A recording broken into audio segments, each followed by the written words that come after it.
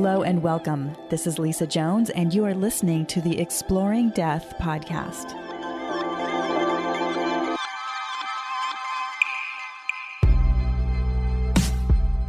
It's Lisa Jones, your host of the Exploring Death podcast, and today I have with me Jacob Cooper. He is a world-renowned public speaker on the afterlife. Through his profound near-death experience, he empowers others through educating and answering the mystery about life on the other side of the veil. He is a licensed social worker, certified Reiki master, certified hypnotherapist, and provides meditation seminars throughout the country. Jacob is currently writing a book on his near-death experience, Lessons from the Light and Tools for Life. Welcome, Jacob. Glad to be here. Thank you, Lisa. It's wonderful to be here from New York to Hawaii. It's just amazing what modern technology could provide to us. It's remarkable. Yeah. It really is. And we were just chatting about the weather and how today it's 70 degrees in New York? Fantastic. Yeah, it's amazing. 70 degrees today. Unbelievable. Yeah, I'll take it. Yeah, over here. Well, it kind of reminds me of life in general, right? The whole, the changing of the seasons and the new beginnings, and even there's a new moon that's just happened in the last few days, and how the energy can change over time. Because I've gone through kind of a dark night of the soul the last few months for myself, and now I'm starting to feel this renewing and this refreshing and this new energy that's coming in. And I'm just curious if you're feeling the same thing. Yeah, I think heavy periods. Well, I'm an athlete. I was a baseball player. So it's almost like the equivalent of being on the on-deck circle and having the donut on the bat and then taking that off. And then, with easier opportunities, you could run circles around what, comes your way or what stimuli comes your way, because you're that much more elevated and there's a lot of a stronger, energy and resilient energy that you have from those setbacks. So that's what I think a lot of people are experiencing. Certainly, I and many others in this, area from the climate changes. So, yeah. That's right. Well, that's great. Well, I would love to hear all about your near-death experience. I know it was life-changing for you. And I know from my listeners from receiving, all these amazing emails, how much they glean from hearing other people's experiences. So let's dive right in. Yeah, if you go on the IN's website, there's many different forms of NDE, but mine would be defined as a pleasurable NDE. It wasn't a distressing near-death experience, and was one that had supernatural themes where I was able to, really encounter a lot of the celestial beings on the other side of the veil. But my near-death experience occurred when I was a child, so it was a childhood death experience, and it occurred due to the contraction of whooping cough, which it's funny, on my job I see all these sprays and vaccines for whooping cough, and says that it could be deadly, and yes, it can. As a child, I wasn't yet vaccinated for it, so mine occurred when I was 5 years old. I was going to a park with some family friends, and I tried to go up a slide, and I ran as fast as I could. And this is the abridged, version. Obviously, in my book, it's going to be a little bit longer, but for time's sake, I'll keep it as brief as possible. And then I tried to go up, a flight of stairs, and then on every single flight, I had a more difficult time breathing within each different rung.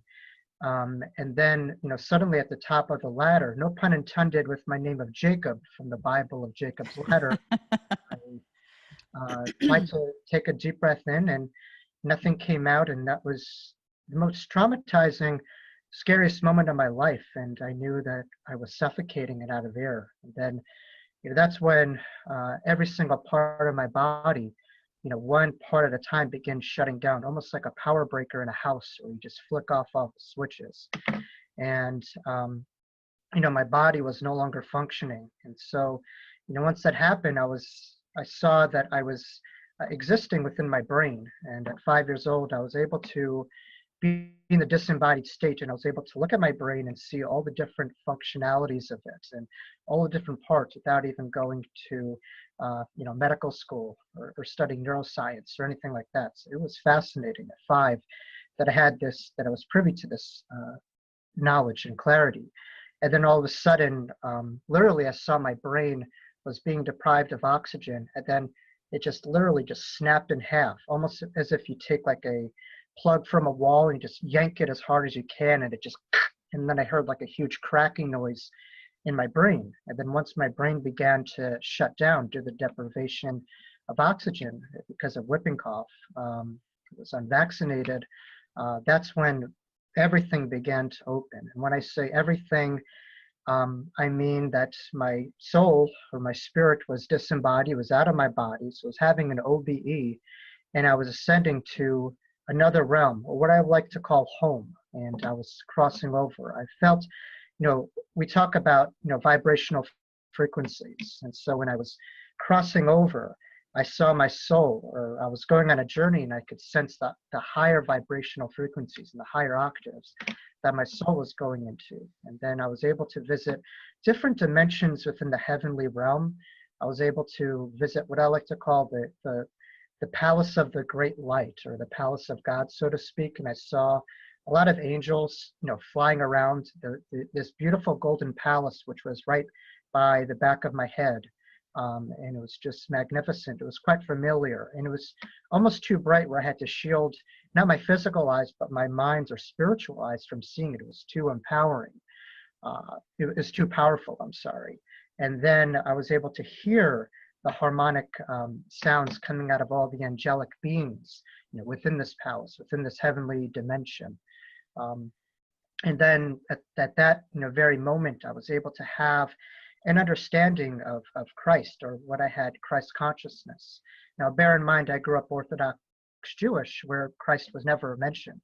So it runs within parallels of experiences that near-death experiences do not cover prior life experiences that you've had within your NDEs. It's something that's cultural or societal indifferent. There's no basis with the prior experiences and the after, in the experiences you have during your NDE. And then I was able to experience a feeling of warmth and great acceptance and non-judgment through connecting to this Christ vibrational frequency at the time. It wasn't that I was looking at Christ directly, or that the physical embodiment of him. It was more than that. It was more of a deeper knowing that he was almost like the whisper of the other side, or that silent voice. And I just couldn't believe how much I forgot about the connection that we had to Christ, which I believe is almost like our construct in our minds to really understand, God, or a higher dimensional form of the divine, as we call it. And then moments later, I saw my body, back on the slide, and then I saw that my body was going down, the slide that I suffocated on. And then slowly to my right side and left side, I saw my spiritual guides by my side on the slide, going down on the slide with me, with the beautiful, white and golden color. And these were huge, massive beings that I knew instantaneously who they were. And I couldn't believe that I forgot their faces in the profound, deep connection. And then slowly I saw my body that was now on the floor, just basically lifeless. And my soul was not in my body. And I was just looking down from the disembodied state. And I saw all the friends that were with me that day that went to the park, and they were gathering around, quite distressed and concerned. And then I was able to look at each and every individual who was there with me at the park, and I was able to see their auric field, or their electromagnetic fields around them, and I saw their own spiritual guides with them. I was able to even look into their own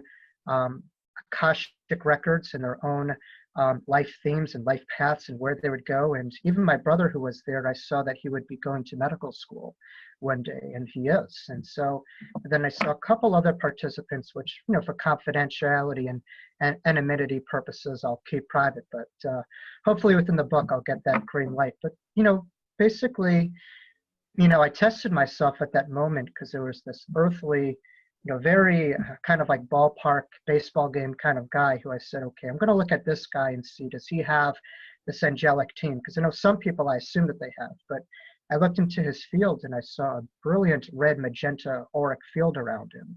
And I saw his guardian angels as well. So it was just beautiful. And then moments later, I looked up and then a symphony of hundreds of thousands of angels were floating peacefully in a brown kind of gold bronze color right in front of me. And they were kind of like cherubim that you see in, I guess, churches or, old Renaissance art or whatever. And, very accurate, the depiction of them, but they were floating right in front of me. And I could hear their powerful sounds and the high vibrational frequencies coming out of these, angels. And it was just an endless sea. They weren't necessarily looking at me. They were looking basically forward, and they had the same look, the same exact shape and color and dimensions, but there was an infinite amount of sea of angels in front of me. But I saw that they were sending love and sending energy to the planets and to the space. It was quite profound, of the symphony and orchestra of angels right in front of me. I almost had to pinch myself because it was just so powerful. It was right in front of me directly. It was the realest experience I've ever had. And then slowly, that's when a lot of the other soul family members began to come by and join, me, and they were looking down on my body with me, and they were comforting me, and a lot of other factors happened too. But hopefully, through the Q&A we could talk about that, because I don't want to go 20 minutes of talking about this back and forth. Yeah. Wow. I am just blown away by all the detail and the depth of, I mean, just viscerally, I can just imagine being there and feeling that. A couple of clarifications. One, you had mentioned going up steps. Was it, so this all happened in the playground, is that correct? Yes. Okay, because I was confused for a second. I thought you were talking about going up flights of stairs, but you were actually, so you're going up the ladder of the of the slide. Yeah. Of the slide. Okay, and then when you got to the top of the slide, is that like that's pretty much when I suffocated? But you went down the slide, but your body went down. Yeah. Okay. Wow. Some Oh my force goodness. pushed me, but I had, the breath was taken away from me. Right. Yeah. And meanwhile, gravity is obviously still working. So your body, you were in a position where it came down. Holy cow. That must have been so traumatic for all of for the friends around you as well. Yeah. There's, looking back on it, there's so many allegorical references of this whole experience. I could go all day, but come to think of it, it's almost like we're all children in God's playground. And that's where I was able to remember, that factor, that we're all children of God and in the playground just playing and having a good time. And that's where my reawakening happened, where I was able to really remember that clearly in this flesh and in this body in this lifetime. Wow. That's just amazing. And another thing I wanted to talk about was, you talked about the golden, the Palace of Great Light, the Golden Palace. I'm curious, because that's where I feel like I went when I had my shared death experience, that I felt like I was in a castle, in a palace, and it was golden and it was pristine and just absolutely amazing. So do you have any more? You just saw that you kind of said out of the corner of your eye or something, or do you have any more details about that? Right in the back of my head.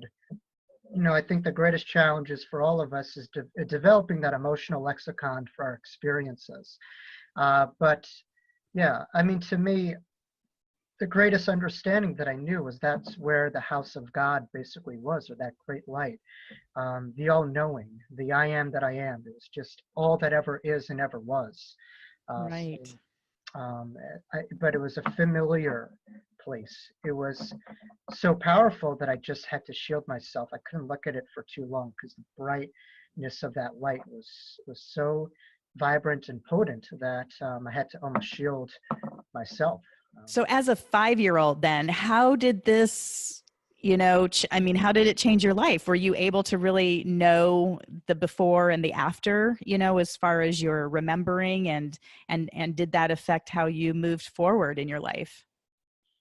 You know, come to think of it, when I look back on my NDE, um, I had a deja vu like sensation when I was having it.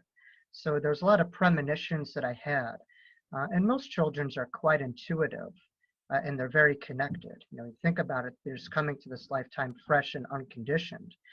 So their connection is much purer and much deeper, you know. And so I had that upper hand in the sense that the acclimation period of the before NDE and after the NDE on an inner level, wasn't that bad because I felt that, like most children, I was quite in tuned. The bigger adjustment, came from the acclimation process. As when I was 5 years old, they tried, like anyone else, they tried to acclimate us all to this world that we've constructed it as. And so I was forced to be a part of this outer world where my comfort zone prior to that NDE and after the NDE was that inner world, was that place of what some people call daydream, or that place of drifting away. And so I was much, more comfortable on that side than on this side. And so, for me, I was able as a 5-year-old to obviously have a lot more accelerated, intuitive, and hypersensitive capabilities as it changed, my brain. And you know, there was a part of light within my brain that I was able to connect to very easily that would allow me to go to the other side to visit my loved ones and friends on the other side. I was able to go down, and visit there regularly. It was only until about one day where about 2 armed guards, or the higher governing forces on the other side, blocked my soul urges, desire to go back there. So from that point forward, it was almost like, okay, you have that, desire to be there, and one day we'll all be there, as we're all eternal beings. But the work is in, this physical body, this physical plane, this dimension. And so from then on, I had to acclimate as a survival skill, and that was challenging. It really was, and I was conditioned to a world that was more outside in versus inside out. And so for years as a survival skill, I had to be that way. And then later in life, I was able to flip it around through a lot of different divine interventions that changed my worldview, or what some people call shake-up periods, that altered my worldview and got me to back to this core and back to my natural state. Wow. Well, I love what you talk about, the survival skill, because I think for those of us who have been to the other side and come back, that's suddenly what it feels like, is that this is the dream, that's the reality where we were, right? And this is really almost a dream state, but also a necessary state that we chose to come to learn our life's lessons and to advance our soul and to experience a 3-dimensional life. So I'm just curious, I mean, why do you think we're here? What's going on? Well, a client of mine once asked me, what is my soul's purpose? And I'm a therapist, and I don't try to answer that. I'm not a psychic. I'm not a medium. I think we get very much caught up in the big picture of what's the grand life's purpose. I think sometimes it's just the simple things. Maybe our life's purpose for this moment is just to go outside, to enjoy the spring day, to get some sun, whatever have you. I mean, each moment we could transform from mundane to sacred, and that's all a uniformal purpose. But I think, each and every one of us has been disempowered in a way where we've given our power over to someone from very early on, whether that was a teacher, that was a religious leader.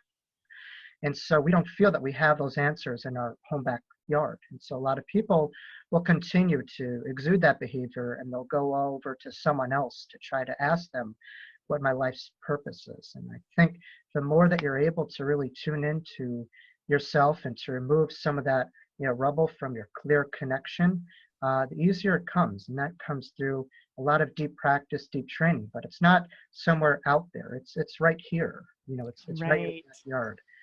It's something that and I think the more that we're in alignment with who we are, the easier it will be. But so many people are just, hyper processing and micro analyzing every different moment of their life, where it's like if you had two shoes to put on and you thought about one shoe to put on before the other, you wouldn't get a thing done.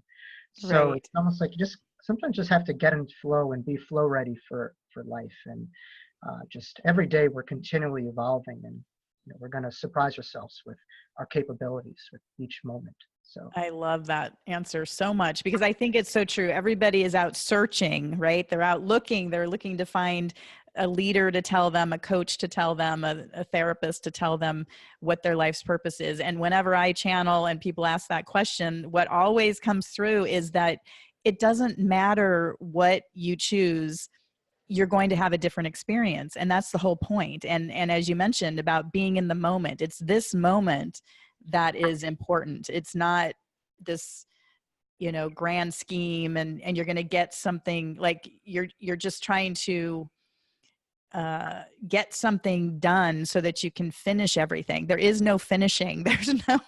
It's almost like we're all running this race and there's nothing to be gained by getting to the finish line, because first of all, there is no finish line. And second of all, the mystery is in the moment. It's being right here, right now. And like you said, if it's going outside to enjoy the sun, or if it's raining and you sit inside and read a book, I mean, it's in that moment that is the magic and the mystery that you're creating. And it's all of our connection with the past and the future, the fear or the concern or the worry that keeps us locked out of that mysterious moment that's right now.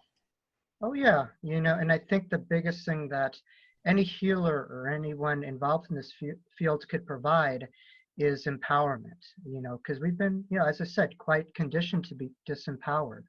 And so just having a subtle reminder that, whatever, that person has experienced in their awakenings, everything is within divine timing, but the most important part is to honor your path and to see that as unique in itself, not to compare, not to contrast.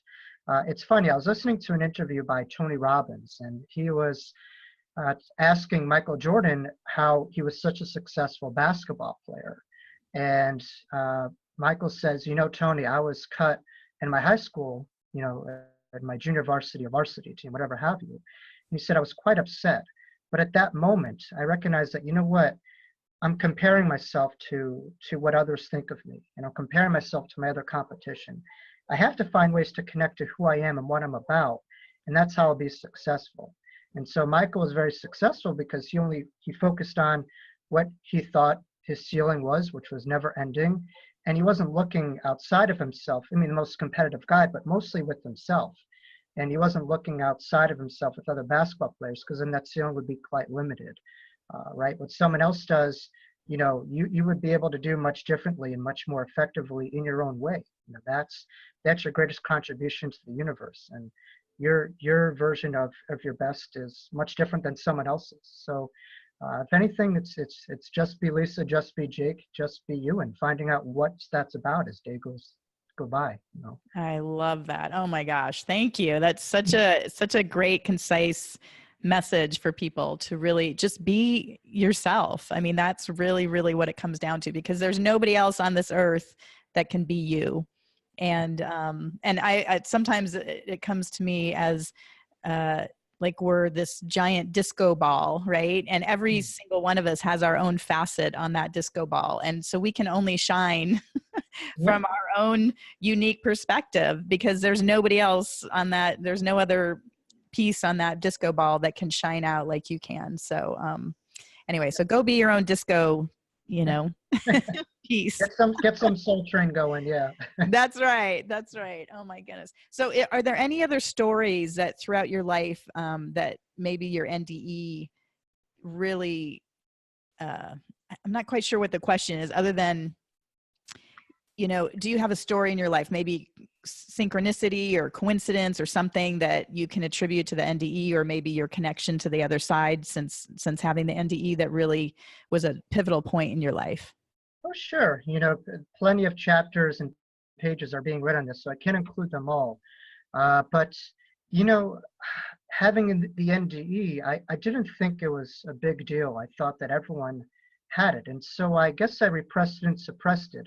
I felt that no one really understood me, and that the English language would be quite limiting for such an experience. And then, one day, a family friend of mine gave me a book called Embraced by the Light by Betty Eadie, which at the time was a narrative of her own near-death experience. And so I go, wow, what she had was similar to mine. And that, changed me. And then after getting that book, things started to shift, and I began to train, very heavily in yoga and meditation.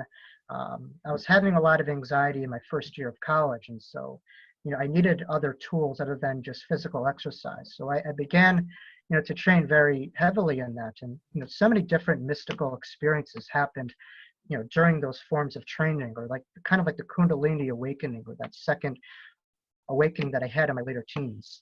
But one day, in my later teens, probably later teens, early 20s, I woke up and I looked down on my body, and there again I was looking down on my body, but this time my body was fully functioning.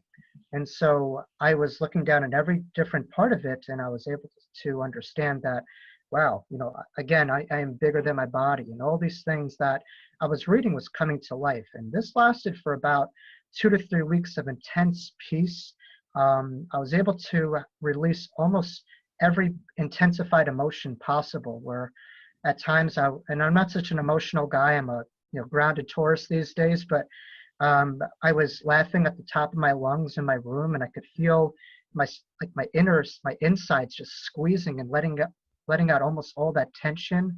I was crying hysterically, for a couple of weeks. And this wasn't a manic depressive episode, because that would have been reoccurring. There was nothing that happened. This was an energetic transformation. It wasn't something psychiatric occurring to me. And I was able to feel very deeply all of my energy centers, and my third eye was going 1,000 miles an hour, and I could feel like a blinking eyeball right there, and my heart center was right there. And it was just the most fascinating experience. This went on for 2 weeks. And then one day, I was in a synagogue during the high holidays, as I'm Jewish, the Day of Atonement. During this time, I saw everyone, trying to almost pray to this, God who had some form of judgment over the course of your life and stuff like that. And just a different viewpoint that I was, kind of throwing away, that I, was exposed to as a child and early, teenager. And then all of a sudden I was connected to a beautiful silver cord that connected to each and every individual in the room. And I felt the one human mind, one human body, one human soul.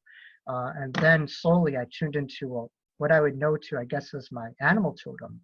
And I literally flew around the entire room, and I was able to look down on it. And then eventually I got back in my body, and I was going crazy. I was like, what is going on? I was just like pinching myself.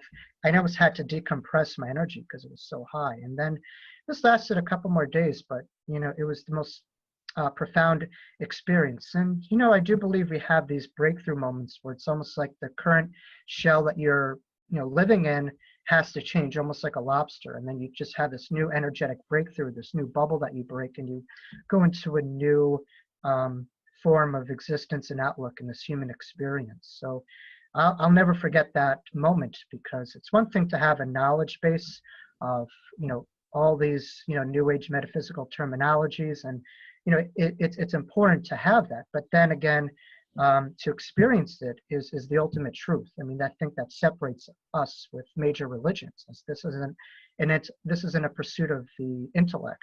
This is a pursuit of the heart and of our energy through our own direct experiences. It's not told from us, from somebody outside of ourselves. So it was quite profound, and I'll never forget that. So wow, that is occurred about a couple of years ago. Yeah. Oh my goodness, that is amazing. And it's so true, because I think that's what's a little confounding to people, because me being a former certified public accountant, very, linear based, very intellectual based. And then to have this happen where I had the out of body experience and going to heaven and having these new connections with energy, it's not, you can't think your way out of this, it's an experience that has happened. And so trying to trying to marry that with the intellect is nearly impossible. As you also mentioned, the language that we have, I don't think is capable to even express half of what I experienced in that time. And also, just this past Friday, I was sitting with one of my dying hospice patients, and I must have gone into some sort of trance or something. I was sitting with him for 3 hours, and I had no idea. Time was just, it felt like 20 minutes. I was shocked that I was there for 3 hours. But during that time, the room filled with green light multiple times, just a beautiful, loving green light. And then at another point in time, the whole room went black and white. It was like all the color, left the room, and I was looking at, and I was rubbing my eyes. I'm like, what is happening? But again, my intellect couldn't comprehend what was happening, but my energetic soul could feel. We were right at that veil. The veil was opening, and he was in and out, and his breath kept getting longer and farther apart. And so it is amazing to be a part of this field of unknown energy, I guess is all I can say. Yeah, it's a vulnerable position in a countercultural practice that we do. I mean, because most of us, are wired to have a life governed by our brains and our direct experiences and our recycled thoughts and our attitudes, and it's all regurgitated experience. And so for me, I was able to really have life after death, not through the NDE, but to really understand another form of living life, another form of a life that wasn't based off of the biochemicals within my body or my brain, or living basically what everyone else was doing. And if you're familiar with Plato's allegory of the cave, which I often reference, it's fairly similar to that, where the prisoners are looking at the cave, and behind them, there's images that they're being shown or being demonstrated, and so they're held captive to what society portrays you as reality. And so through breaking of the shackles, they're able to really go back to the light, and then they weren't able to go back to that same cave again with the same mindset. They had a whole new twist. They swallowed the pill, so to speak. So the worldview was incredibly altered. And so through the NDE experience, OBE, STE, that shake-up period is almost essential, because most of us, we're not going to necessarily change how we see things unless it's out of our hands, right? And so sometimes through a biological reason, or when your life is at risk, that happens with near-death experiences. But out-of-body and spiritual transformative experiences are fascinating, because there's usually, I guess OBE might have some trauma associated with it, but spiritual transformative experiences and out-of-body experiences, shared death experiences, don't have the traumatic occurrence of your body shutting down, your brain shutting down, or being flatlined. So how do you explain that? In the regular conscious state? So it's quite profound. It certainly is profound. And do you have any, tips for people that are listening in that haven't had a near-death experience or even an out-of-body experience? I think for so many, I've heard that are like, oh my gosh, I want to experience that. So, but I don't know of any particular way. All of the ones that I've experienced have just been in the moment and just kind of happened spontaneously. But of course, through meditation, I think that's a good way to get more quiet within yourself and be open to the opportunities when they arise. Do you have any thoughts on that? So many of these experiences happen when we're not searching for them. I think when you're trying to search, you're trying to muscle, and you're trying to force. It doesn't work that way. I think I do believe that everything is charted, before you get here, as I experienced in my near-death experience, which I write in my book. My NDE, was certainly charted. It was preordained and premeditated. And, a lot of my other NDE colleagues talk about that too. But I do believe experiences are meant to come your way within every moment, and timing is everything. But it's also fascinating is through lectures and through talks, people could really not necessarily have their own NDEs, but they could almost join the experiences. And so when I give a talk of my NDE in a workshop or platform type setting, I'll say that this isn't my story. Now that I've shared this with you, it's yours, it's ours, and it's not mine. I don't formulate attachment to it. It was actually, that was one of the factors that allowed me to, say yes to life, because I was given a choice by my guides and my angels as to what I would do, after I saw the life review, and which include everything from the past and past carnations that I had, and also what would be. And the last image that I saw was a crowd, and I was presenting in front of this crowd, and it wasn't some guru and all-knowing, all powerful being, not at all. It was one energy, one with the crowd. There was no separation between myself and a participant. And so when I give over my message of an NDE, it's not mine, it's ours. Just that's the way I see it. And I think hopefully each near-death experience could be another chip to really remove some of those barriers that we've had towards truths. If that makes sense, and could really allow some of that buildup to be removed. Just all this process is just merely a process of reduction, not not attaining of more as we're wired, within this world. It's less is more, so to speak. So That's right. That's right. And like you said, I think muscling your way or searching to have an experience, I mean, that's your surefire bet of not having one. I think, it's really about, again, being in the moment and being open to it. I think getting away from the societal programming of, stepping away from the television, stepping away from social media, finding time to spend in nature and within yourself, because as you mentioned, it's all in your own backyard and everything you need is within, because what is within is connected to everything that is outside of you, but you need to find the answer within. Yeah. And then I think that's when things start to really happen. Yes, as new agey as it sounds, gratitude, love, acceptance, really is a tremendous opener. I think when we judge ourselves and we feel that we're a lot more limited than we think, we don't feel worthy of these experiences, and thus we're not going to be able to attract them. Once we say that I am, I am tuned into heaven. I am a part of God. I am a part of light, whatever you might call it.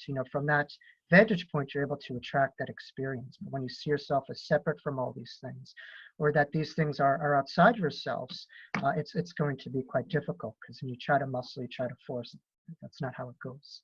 Yeah. Absolutely. That's amazing. Well, how would you like to have a reading? Oh, a soul reading. Yes, sure. Yes, a soul card reading. All right, let me shuffle the deck here and we'll see what Spirit has to say. This has been so much fun. Yes. Okay, so the first card, which is the blockage card, is fulfillment. And so what I'm getting about that right now is, there's what they're telling me is it's almost like because of your NDE and you saw so profoundly how different it is on not being here, but being on the other side, it's almost like there's been this pit of unfulfillment being here in this world. Does that make sense to you? Well, yeah. I mean, crossing over and coming back, everything's kind of paled into comparison. With Right. that's my own duty to try to make an equal playing field of that side and this side as much as I can. Right. Some of that over here. Exactly. And also what I'm being told that, this is a great overview of our conversation, because it's also for those people that are feeling like, oh, I'm left out. I haven't had an NDE or I haven't had an experience, and I want one. And so they're feeling unfulfilled, and so, but then guess what? It's exactly, the action is sanctuary, which is to go within. It's to wrap yourself within your own being and really go within, because then the outcome card is faith, that it's all there and that you have everything. And so for you as well, it's about going within. It's about that mystical experience you had where you left your body and you became this bird that flew around and saw the connection, the interconnectedness of all of us. But that was you going within. It wasn't you, out there, trying to do something. It was you being still within that brought that great awareness. And then ultimately the faith of knowing that, that's where the truth lies. Yes. Wow. That was profound and beautiful. Within my workshops, a lot of people will ask me, from your experience, is meditation helpful? I said, it wasn't helpful, it was essential. Without meditation, I don't know if I would be here in this chair today. Having such a profound experience and being what I would like to call a limitless high vibratory being that we all are in this tangible world.